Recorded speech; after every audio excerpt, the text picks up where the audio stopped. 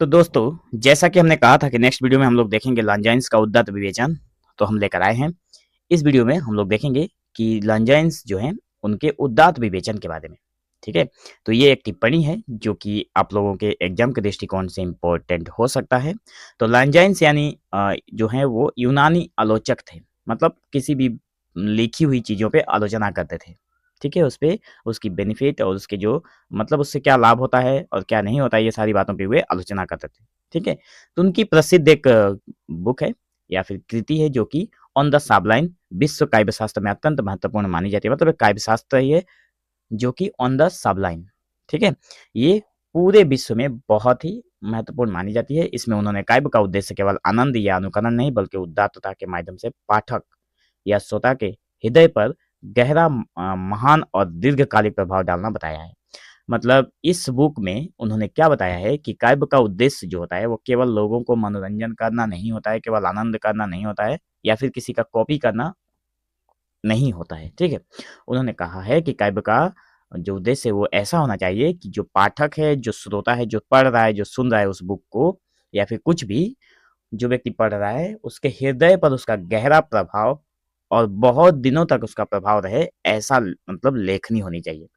उनके अनुसार सच्चा काव्य वही है जो पाठक को विस्मय, आवेश और आत्मविभोरता की स्थिति में पहुंचा दे, ठीक है?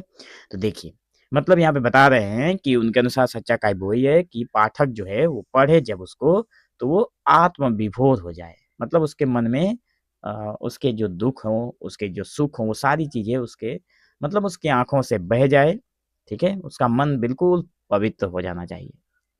अब देखिए, मुख्य विवेचना के अंतर्गत अगर बात करें तो उदात्तता की परिभाषा, तो देखिए, तो मित्रों बहुत इंपॉर्टेंट है, बहुत सारी बातें हैं जिसको आप लोग अगर फॉलो करते हैं तो एग्जाम में आप लोगों का बहुत सारे लोग बोलते हैं कि केमिस्ट्री 5 बहुत टफ है, क्लियर नहीं होता है, तो ध्यान से अगर पढ़ेंगे तो सारी चीजें आसान हो जाती है। और आसान मतलब कठिन चीजों को आसान बनाने का ही ये प्रयास चल रहा है, जहां तक सफल हो पाएगा हम करते रहेंगे, ठीक है? उदात्तता की परिभाषा जो है लांजाइन्स के अनुसार है कि sublimity is the echo of great soul, मतलब उदात्तता महान आत्मा की गूंज है। यह मनुष्य को साधारण अवस्था से ऊपर उठाकर उसे गहन, विराट और चमत्कृत भवानुभूति में डुबा देती है।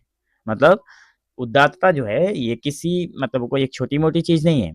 इस ये क्या कहती है, मनुष्य को साधारण अवस्था से उठाकर एक बहुत ही गहन, विराट और चमत्कृत दुनिया में पहुंचा देती है, सोच की दुनिया में।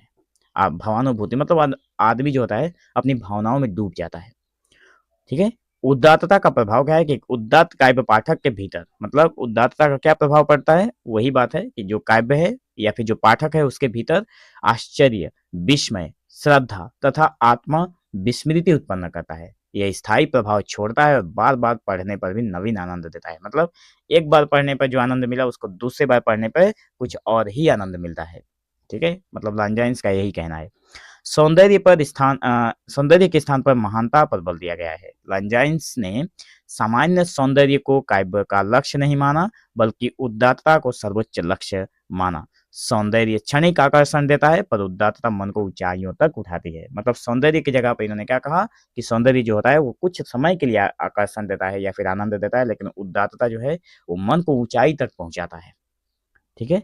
उदात्तता के स्रोत कहाँ-कहाँ से आते हैं ये देखिए। लांजाइन्स के जो अनुसार जो है 5 प्रमुख स्रोत बताए गए हैं। महान विचार है, शक्ति और उन्नत भावनाएँ हैं, उचित भाषा और शब्द चयन है, सौंदर्यपूर्ण शैली है, अलंकारों का प्रभावी प्रयोग है। जो आलोच्य अलंकार हैं उसका प्रभावी प्रयोग है, ठीक है? ये 5 ऐसे प्रमुख स्रोत हैं जहाँ से उदात्तता जन्म लेती है। कवि की महानता की अनिवार्यता, ये देखिए लांजाइन्स के अनुसार कवि के भीतर महान विचार और उच्च चरित्र होना आवश्यक है। मतलब लांजाइन्स कहते हैं कि कुछ जो कवि हैं उनके भीतर महान विचार होना बहुत जरूरी है, साथ में उनका चरित्र भी ऊपर वाला उच्च चरित्र होना चाहिए।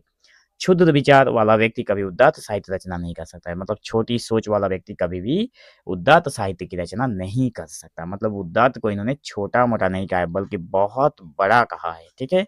उनकी अनुसार मतलब इनके अनुसार क्या है कि जो उदात्त है वो महान विचार है, बहुत बड़े बड़े विचार होने चाहिए, ठीक है?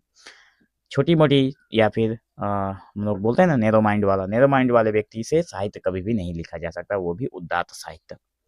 छठा नंबर बिंदु है अलंकारों की सीमित भूमिका। तो लांजाइंस ने अलंकारों को सहायक तत्व माना। अब लांजाइंस ने क्या किया है, जो अलंकार है उनको केवल सहायता के लिए रखा है, जहां पे जरूरत पड़ी यूज कर लिया। तो केवल अलंकारों से उदात्तता संभव नहीं है। इन्होंने कहा कि केवल अलंकार से उदात्त नहीं निकल कर आता। यदि कवि के भीतर ऊंचे भाव या विचार नहीं होंगे तो वो अलंकार भी प्रभावहीन हो जाते हैं। अलंकार, कितना भी अलंकार आप प्रयोग कर लीजिए, केवल अलंकार से आप उदात्त भावना वाले या फिर साहित्य जो है उसकी रचना नहीं हो सकती, अगर कवि के अंदर महान विचार मौजूद नहीं है तो। सातवां नंबर है सत्यनिष्ठा और सच्ची अनुभूति की आवश्यकता। देखिए, उदात्तता का उद्गम कवि की सच्ची अनुभूति से होता है। मतलब उदात्तता जो है उसकी उद्गम होती है कवि की सच्ची अनुभूति से। बनावटी भावना, आडंबर और तिरंजता से यह प्राप्त नहीं होता। मतलब जो कवि के अंतर मन की जो बातें हैं, बोलते हैं ना कि हम लोग कवि जो है अपने मन की बातें बोलते हैं, या फिर मन की जो आवाज है उससे उदात्त भावना निकल कर आती है। अगर किसी का देखकर कोई कॉपी किया जाए, ठीक है, कोई बनावटी भावना दिखाई जाए, तो इससे जो अ, उदात्त भावना वाला या फिर उदात्त जो साहित्य है उसकी रचना नहीं हो सकती। मतलब नकली चीजों से उदात्त के साथ जो रचना है वो होना असंभव है। साधना और प्राकृतिक प्रतिभा का समन्वय, ये देखिए लांजाइंस ने क्या कहा है कि उदात्त के लिए जन्मजात प्रतिभा के साथ साथ साधना भी चाहिए, अध्ययन भी चाहिए और अनुशासन की भी आवश्यकता बताई गई है। केवल स्वाभाविक प्रतिभा से ये संभव नहीं है। केवल आपने बड़े होकर सीख लिया कि कविता कैसे लिखी जाती है और आप उससे उदात्त साहित्य लिख लेंगे, ये पॉसिबल नहीं है। आप में जन्मजात क्वालिटी होनी चाहिए, साथ में आप जब अ, उसके बाद आपके अंदर साधना करने की ताकत होनी चाहिए, अध्ययन भी होना चाहिए, साथ में अध्ययन की भी ज़रूरत है और सबसे बड़ी बात अनुशासन, डिसिप्लिन जो हम लोग बोलते हैं, तो अनुशासन की भी आवश्यकता पड़ती है उदात्त साहित्य लिखने में। तो साहित्यिक नेक्स्ट है साहित्यिक तुलना का आधार। तो लंजाइंस का सिद्धांत आलोचना में तुलनात्मक आधार भी प्रदान करता है। वो होमर, प्लेटो, डेमोस्थनीज आदि लेखकों के उदाहरण देकर उनकी महानता की व्याख्या करते हैं। ठीक है, मतलब लांजाइंस क्या कहते हैं, उनके जितने भी बाकी कवि हैं उन सभी का उदाहरण ले लेकर वो उनकी प्रशंसा भी करते हैं और उनकी महानता की व्याख्या भी करते हैं, क्योंकि उन्होंने बाकी जो कवि हैं जिन्होंने लिखा है इसके ऊपर, उन्होंने ओरिजिनलिटी को अपनाया है, ना कि किसी अनुकरण को, ना कि किसी का कॉपी किया है। ठीक है, 10 नंबर की बिंदु है उदात्तता की सर्वकालिकता। देखिए, लांजाइंस का उदात्त सिद्धांत काल, देश और परंपरा से परे है। मतलब किसी काल से संबंधित नहीं है, किसी देश से संबंधित नहीं है और किसी परंपरा से संबंधित नहीं है। मतलब जो जहां पर है वहीं पर है। इन्होंने किसी को नहीं माना, ना देश को, ना काल को, ना परंपरा को। मतलब प्रत्येक युग का महान साहित्य जो है किसी न किसी रूप में उदात्तता की अभिव्यक्ति है, इसलिए यह सिद्धांत आज भी समीचीन है। मतलब हर एक युग में नया कुछ निकल कर आता है जो किसी से संबंधित नहीं होता है, उसमें महान विचार वाला जो व्यक्ति होता है या फिर जो भी उसको बनाता है वही उदात्त साहित्य मतलब कहलाता है। ठीक है, और उस व्यक्ति को ही उदात्त का अभिव्यक्ति करने वाला कवि कहा जाता है। तो निष्कर्ष के तौर पर हम लोग यही बोलेंगे कि लांजाइंस का उदात्त विवेचन साहित्यालोचना के इतिहास में एक अमिट योगदान है, जिसको कभी कोई मिटा नहीं सकता। एक ऐसा योगदान इन्होंने दिया है उदात्त विवेचन में। उन्होंने साहित्य को केवल मनोरंजन, अनुकरण या सौंदर्य तक सीमित नहीं किया, बल्कि उसे आत्मा के उच्चतम स्तर पर उठाने का माध्यम बताया।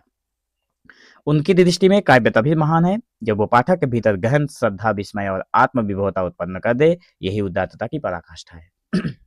मतलब उदात्त साहित्य तभी सफल है जब उसके पाठक के मन में वो श्रद्धा जागृत कर दे, विस्मय जागृत कर दे और पाठक को आत्मविभोर कर दे, तभी जाकर वो उदात्त साहित्य कहलाता है और यही उसकी सफलता है। तो दोस्तों, मिलेंगे हम लोग एक नए वीडियो में, जो कि प्रश्न आप लोग देख रहे हैं कि कविता जीवन की आलोचना है। तो इस वीडियो को देखने के लिए चैनल के साथ बने रहें। जैसे ही आप लोग मतलब चैनल को सब्सक्राइब करके रखेंगे, जैसे ही ये वीडियो अपलोड होगा आप लोगों को इसका नोटिफिकेशन मिल जाएगा। ठीक है, एग्जाम से पहले ही मिलेगा, सारी चीज़ें मिलेगी।